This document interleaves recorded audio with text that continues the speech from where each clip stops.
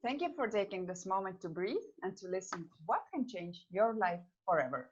My name is Rakna Zinikas, and I'm the founder of Starpreneurs TV, How to Dominate the Decade talk show, World Women Conference in the Words, and the creator of Coral Desk.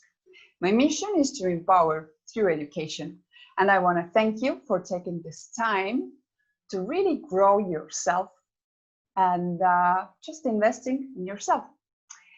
Today, I have the honor to talk with Ann Lyons. She's domestic violence and youth advocate, CEO, founder, visionary, speaker, preacher, teacher, artist manager, podcast host, and there is so much more. But ladies and gentlemen, let's welcome Amber, and she's going to tell us her story. So welcome, Amber. Who is Amber? First of all, thank you so much for having me here today. I am so excited to join you as the leader and the founder of the World Women Conference and Awards. It is an honor to be able to be here today. So thank you so much for this time. Amber is a woman who has been through a lot in her life, but has found a way to take what I have gone through and traverse through as far as a painful time, a dark time in my life, and make it a place to catapult me from being what people consider as being a victim per se, or being someone who went through something, to not only being a survivor, but to being a thriver.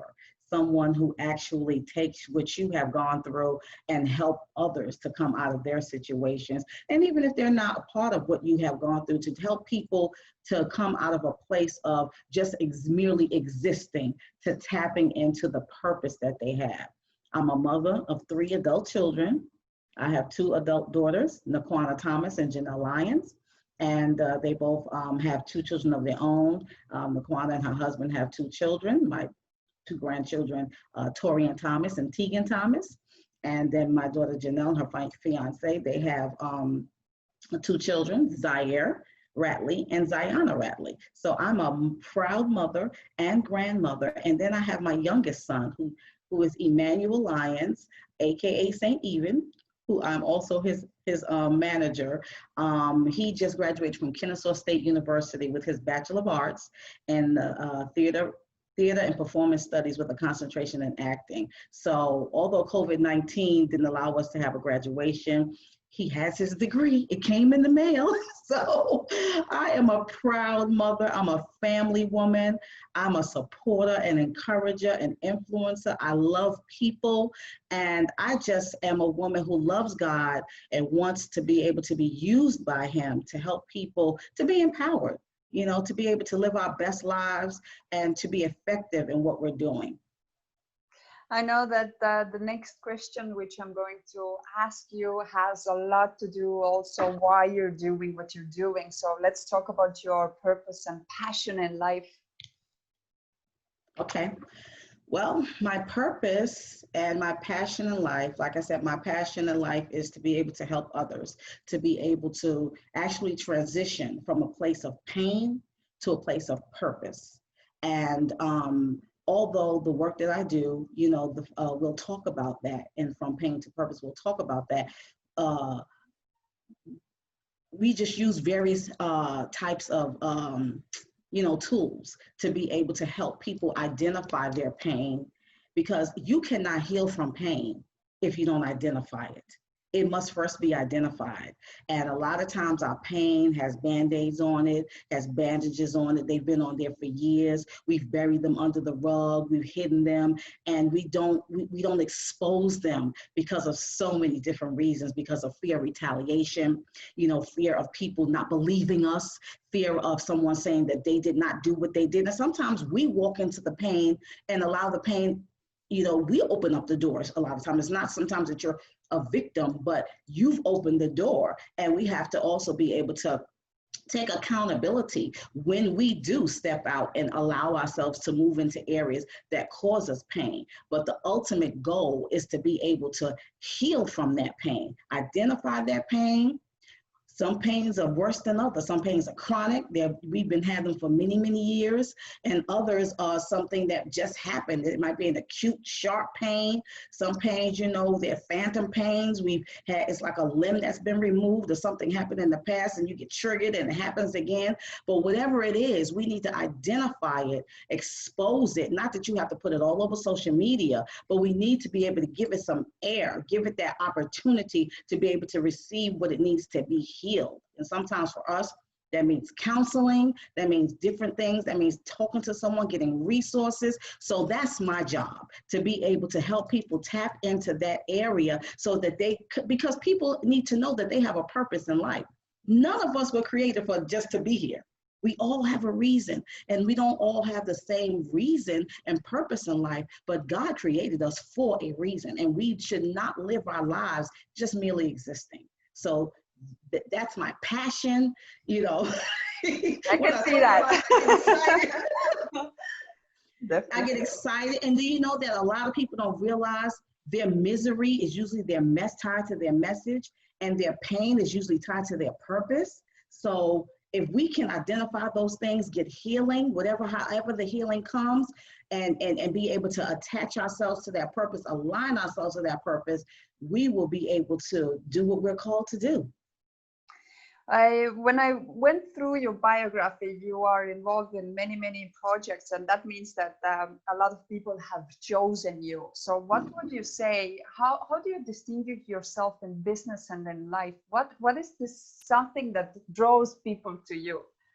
I think it's well, first of all, one of the things that I know that are drawing people to me now, of course, is God. God shining his light through me, because I have been working for years, been working in the background, what you would call obscurity, hidden, doing the work in the community, doing the work to help others, supporting my family, doing ministry, birthing other people's visions. That's where I come from. I'm not an overnight wonder. I didn't just appear today. I've been grinding for years as a grassroots organization in the community. You know, sometimes, you know, people not knowing who you are, but one of the things I say that people are drawn to is my fiery passion.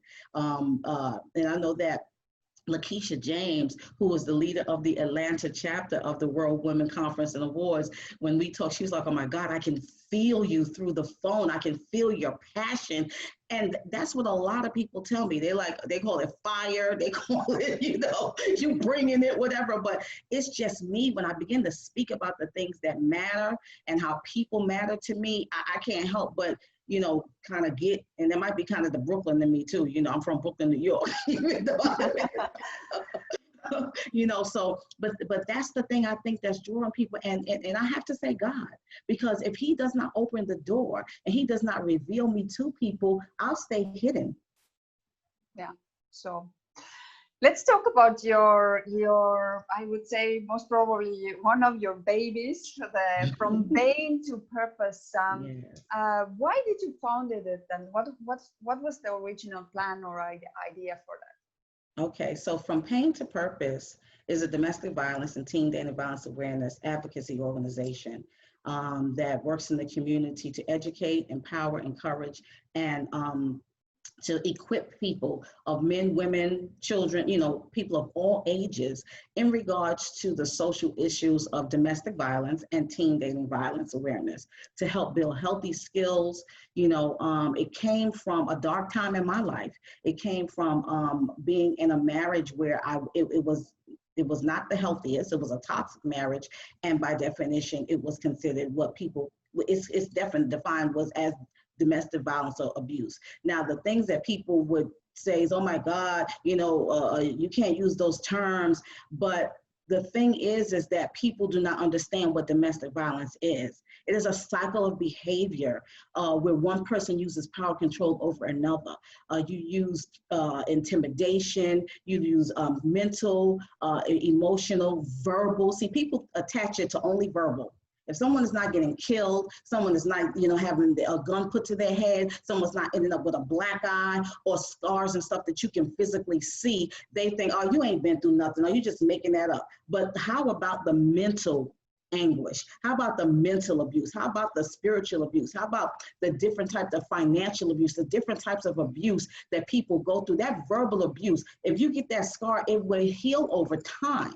But sometimes people's hearts and their spirits will never come back. You know, the Bible lets us know that who can bear a wounded spirit? That like you have to be able to have healing, to be able to get your spirit be healed, and to be able to be reborn and be renewed. And sometimes people never come back from that, even when they get out of the situation physically.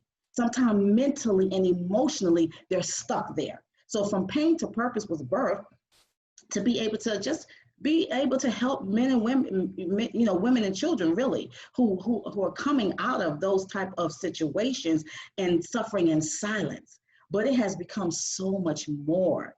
It has become a community organization where we actually help not just women and children, but men as well, because men suffer in silence as well in those types of situations. And our heart goes out to be able to help the young people who are really dealing with teen dating violence, because that is rampant in our world today.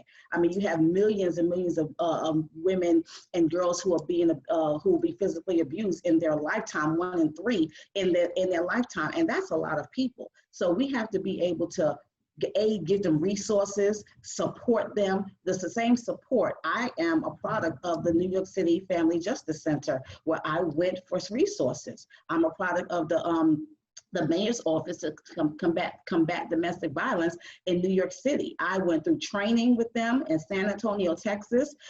They chose me because they saw my heart and my passion to be able to help other people. So they sent me to San Antonio, Texas for several days of training. And we worked with police officers and all people in all kind of areas in the community to be able to get training, to be prepared to come back and help your community and be able to do the work that we're called to do. So from pain to purpose is an important organization, especially as grassroots in the community. And we tap into and work with the bigger domestic violence organizations like Partnership Against Domestic Violence, the Georgia Coalition Against Domestic Violence. So we partner with bigger organizations at different times and have worked with them to be able to strengthen the work that we're doing.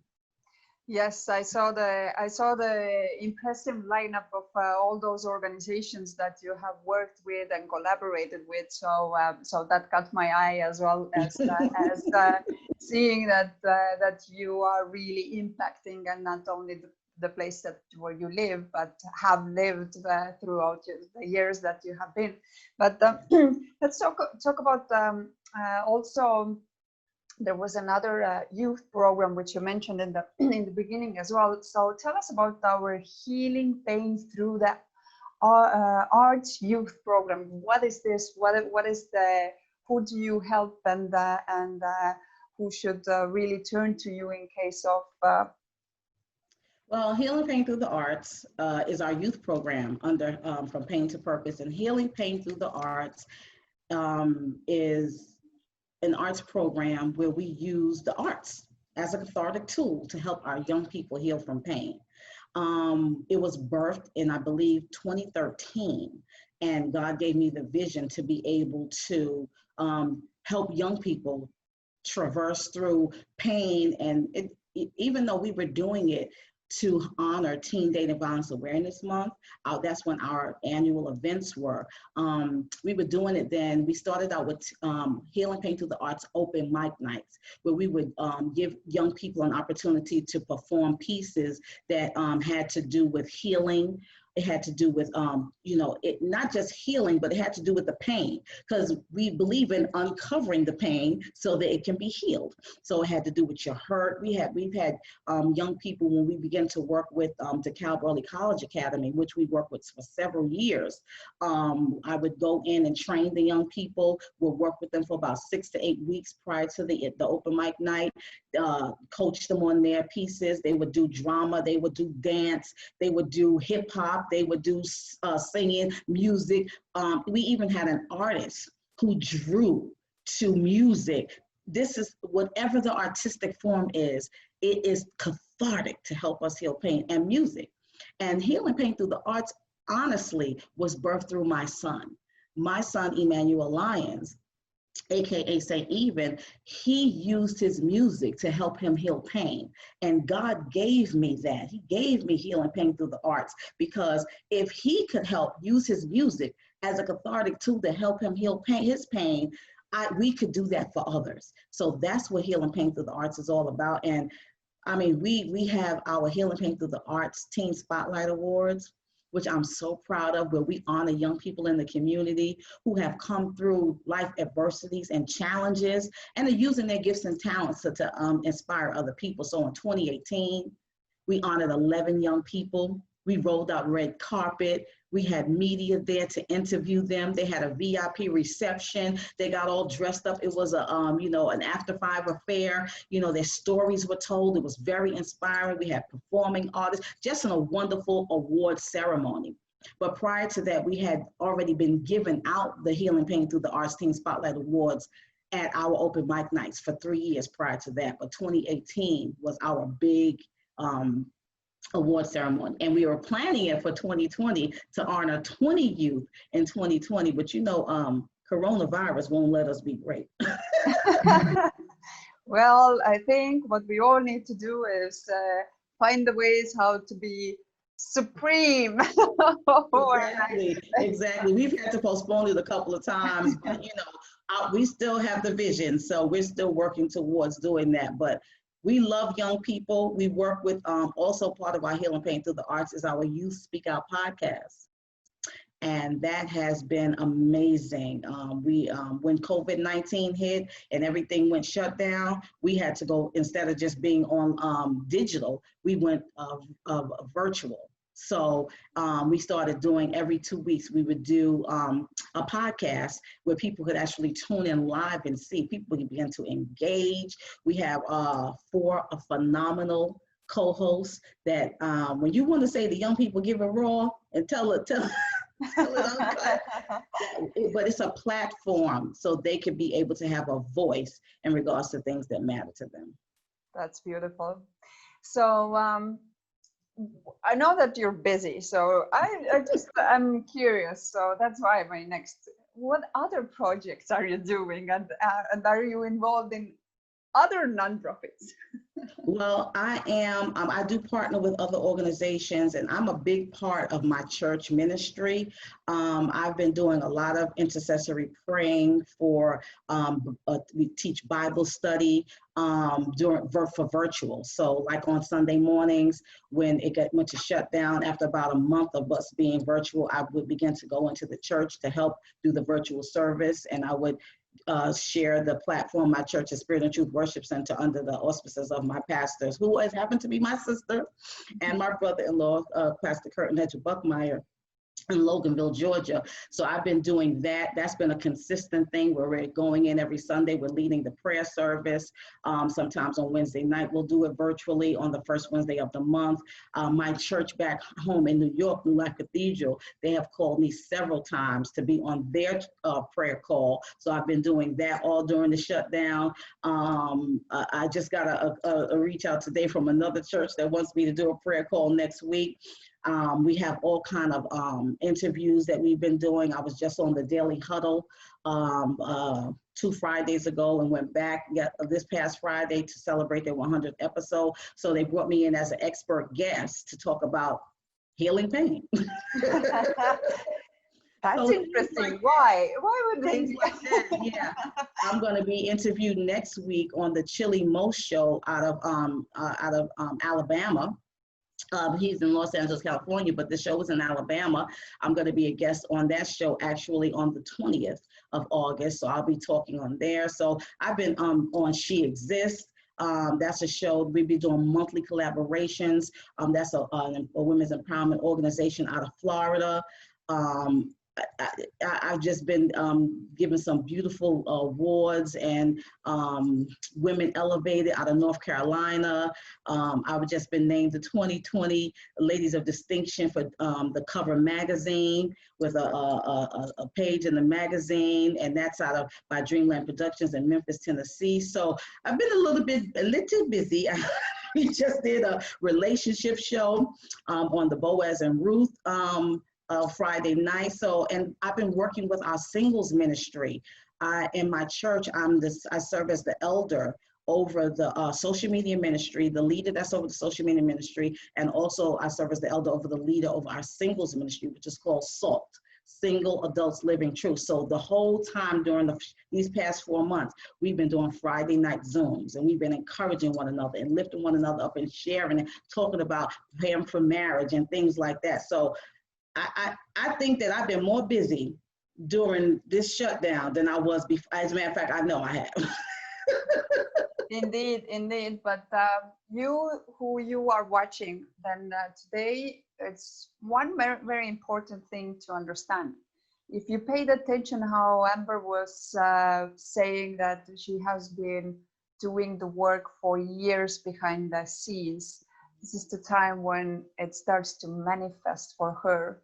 And you see in true power now that when we help others and when we understand that the power that you and me have every day to change someone else's life, to give them the voice that they deserve, to give them the choice that they deserve, that will manifest also in your life. Yes. So Amber is a great example of that, and keep that in mind next time when you get this. We all, when we give a lot from ourselves, and sometimes when there is also takers who go for more of it, and when you feel that feeling in your deep in your core that why do I do that? I'm like giving, and then the takers are like it's not enough. So you know that there are actually people that they do need your help, and never stop whatever. Just do whatever it takes and use those rocks which are thrown at you to build your empire. Most definitely. So Amber is when I saw Amber's biography and when Amber was referred to me, sometimes even before meeting someone, you just get the vibration, and I think her passion is, and the vibration that is really reflected on her passion is very strong. Whatever she does with a lot of heart in it, and that's also one point that each of us can write down and think, how can whatever I do leave it better than it was before.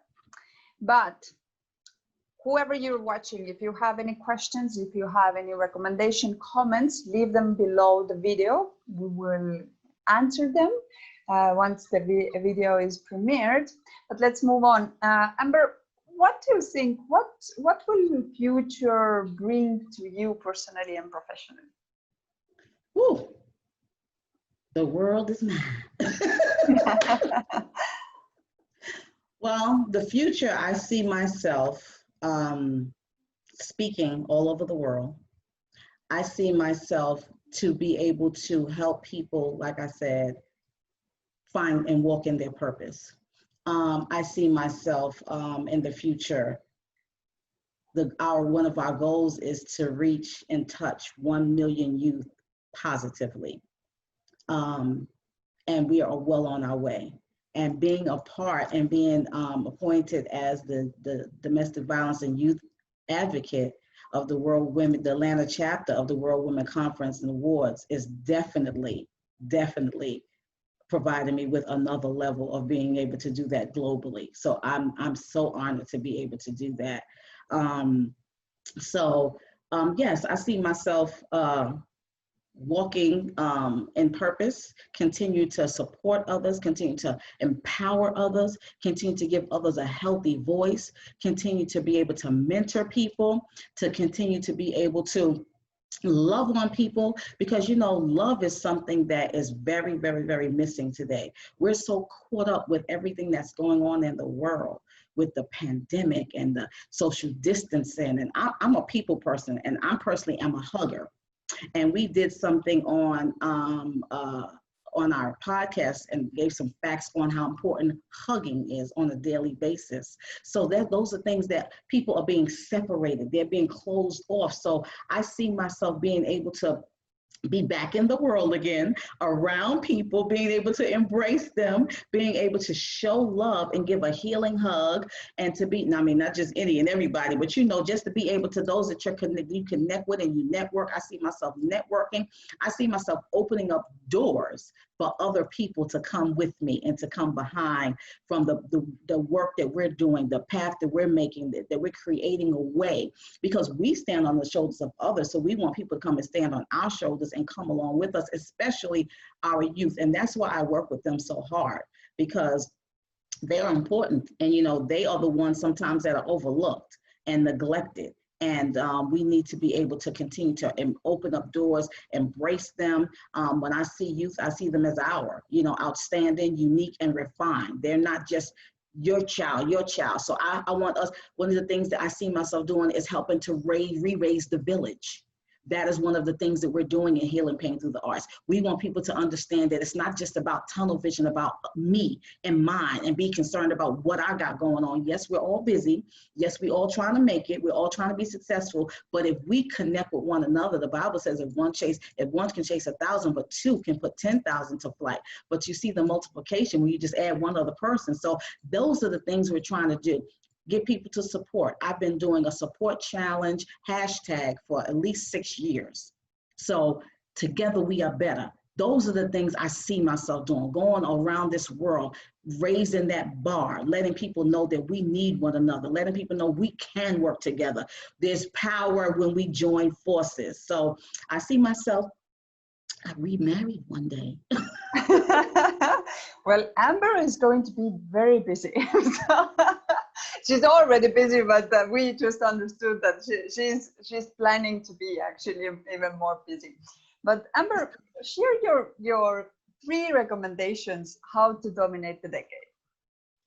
How to dominate the decade. My goodness. First of all, we need to know what dominate means. If we're going to dominate means to rule. It means to govern. It means to permeate. It's a force that, you know, you are actually, when people say dominate, it's like, you know, you feel like you've taken over, that you, and it can be seen positively and negatively. So if you have dominoes, you know, the dominoes, when they just go shh, and they're standing and you hit one and they all go flying down, that's dominating. So that is something that we have to be able to understand. The Bible also lets us know that it's okay. It's not a negative thing to dominate, because he said, Adam and Eve were told to replenish the earth, multiply, and to dominate and subdue it. In Genesis, in the first chapter, the 26 to 28 verses, we have to understand that it's okay. Even as a woman of God, you know, we can't be so shy, like, oh, I'm not going to dominate. Oh, that's not for me, baby. You better dominate whatever God gives you to do. Take those talents and reproduce them. And that's what we have to do. So dominating, for me, I would say the first thing you need to do is take risks. You will not be able to dominate if you're going to play it safe. See, when I birthed from pain to purpose, when I birthed from healing pain through the arts, that was taking a risk. Because first of all, I was putting myself on the front line to say, this is what I've been through. When people were trying to, you know, turn their back on me, or people were trying to make it seem like it wasn't real. And let me tell you, it's a thing that you have to be able to have faith. You will not be able to dominate without having faith, because there's going to be dark times. There's going to be bleak times. There's going to be times where you can't see your way. There's going to be times where you actually don't know what you're doing, but yet you're stepping out there because you have that urge, you have that urgency, that passion. So you have to be able to take risks. Do not be afraid. They say scared money don't make money. So you have to be able to That's a good one. You have to be able to invest. If you're going to take risks, you got to invest. You got to take some courses, maybe. You got to invest in yourself, take some webinars. Don't be afraid to step out on nothing. Because if you don't, you'll stay and you'll never be able to know whether or not you can do it. And you won't be able to rule. You won't be able to govern. You won't be able to permeate the rooms that you walk in, or permeate the area or the region that you're in. So that's the first thing. The second thing I would say is don't stop no matter what. Because sometimes it gets hard. No, not sometimes. It will get hard, especially as an entrepreneur. It gets hard. It gets frustrating. It gets discouraging. Sometimes it gets weary. But guess what? Even if you have to rebrand yourself, rip up that plan, rewrite it, start over, even if you have to, oh, that team didn't work, I can't get a team, because a lot of this we cannot do alone. You have to be able to back to faith, say, this is what I was called to do. I'm going to keep doing it. I'm going to keep working it. I'm going to keep moving forward. You have to invest your money. You have to invest your time, your treasure, your talents to be able to keep moving forward. In 2018, my son and I became co-authors in a book called Wake Up Winning No Matter What, because losing is not an option. You have to get a daily mentality that I am going to command my day. This is going to be a great day. I'm going to make a client today. I'm going to be successful today. Begin to speak those things. You have to prepare, you have to practice, and you have to possess in order to be able to dominate. So those are things we have to do. And then lastly, in order to be able to dominate, you have to be able to be ready to seize your opportunity in your moment. When you reached out to me and you said, I want to interview you on Dominating the Decade, I was like, whoa. Okay. The leader of this global world organization wants to talk to me about dominating a decade. But guess what? I have been prepared. I have been preparing myself. I was already prepared. They said that when preparation and opportunity connect, that is success. So we have to be able to practice, prepare, and practice. Practice, keep doing it over and over again. Even if it fails, keep going, tweak it, turn it around, flip it upside down, do whatever you gotta do, but just don't stop. And you know what? Wake up winning is a mentality, because our atmosphere and the things around us in life, like COVID-19 and even like the racial injustice and all the things that's going on in the world, they will stop you in your tracks. But if you wake up with a winning mentality saying, I'm winning today, it doesn't matter, my mind is to win, you will keep going. I have a mantra, don't stop, won't stop. And that's what you have to do. Take risks. What was the thing? Take risks. Don't stop, and be ready to seize your opportunity in your moment. Beautiful. I think that there is absolutely no way how you can not dominate the decade if you follow that advice. So my advice now is that if you didn't write those points down, go back to this video, write them down, and not just writing them down, but also really taking action on them. Amber, if someone wants to follow you, if someone wants to reach out to you, how they can do so? Okay, well, you can connect with us on our website, www.FromPainToPurpose.net, www.FromPainToPurpose.net. You can connect with us on all of our social media through our website. You can connect with us through the World Women Conference Awards organization. Our Atlanta chapter has a page on Facebook. The World Women Conference Awards has a page on Facebook. You can connect with me through there. You can connect with me through my own Facebook page, Amber Ann Lyons. Lyons is Lyons. And From Pain to Purpose, our page on Facebook. Our Healing Pain Through the Arts group on Facebook, and on YouTube, you connect with us From Pain to Purpose Inc., Inc. on our YouTube channel. Please go and subscribe. And also on Instagram, Amber Lyons, From Pain to Purpose, and YSO Podcast. And on Twitter, Pain to Purpose and YSO_podcast. Beautiful. So Amber, if someone is listening or watching today, and what would be the sort of message that they want to take from it? Like, how do you want to be remembered from this interview? What is your secret sauce, secret, whatever you want to, how you want to be remembered today? I would love to be remembered today as a woman who came from obscurity to a time like Esther, called into the kingdom for such a time as this. I believe that I'm walking in my now season and my now time. And that's what I would like to be remembered as, that I have, just like I came from out of obscurity, so many are in. And you don't have to remain where you are in a place of pain, a place of, even if you're not in pain, a place of wonderment. What am I doing with my life? You have a purpose.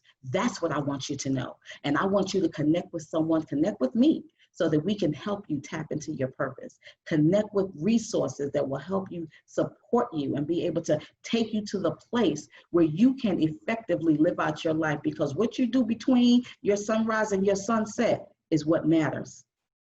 What are you doing in that dash? That's a beautiful, beautiful message to really tap into someone's mind. So I want to thank you, Amber, for taking the time and really contributing to our audience and sharing your story.